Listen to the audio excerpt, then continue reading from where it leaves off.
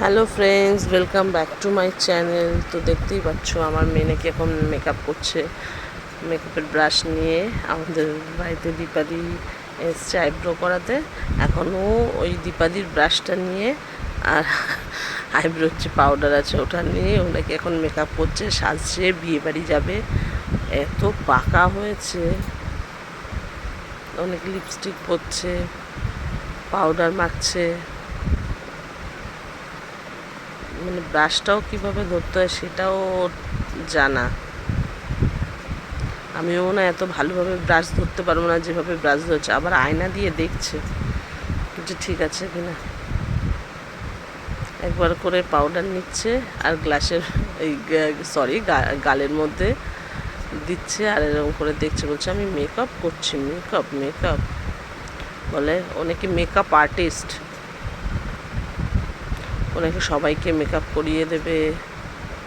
বুঝেছো ব্রাশ টানার ভঙ্গিমা, এত ঢঙি হয়েছে মেয়েটা, সে আর বলার মতন। কোথা থেকে শিখেছে কে জানে এগুলো। আমিও মনে হয় জানি না কিভাবে ইউজ করতে হয়, ও ঠিক জানে।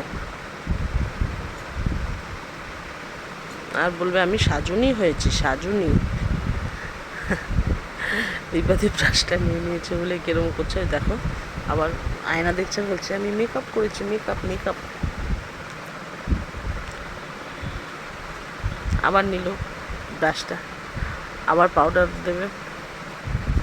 পুরো পাউডার মেখে মেখে মুখটাকে যেন ভূত করে ফেলেছে। ওনাকে লিপস্টিক পরিয়ে দিতে হবে বলে আমি মেকআপ করবো, আবার বলছে।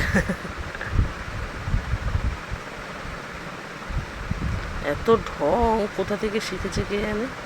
তো আমি বেশি বড় করিনি ব্লগটা, এইটুকুনি করেছি।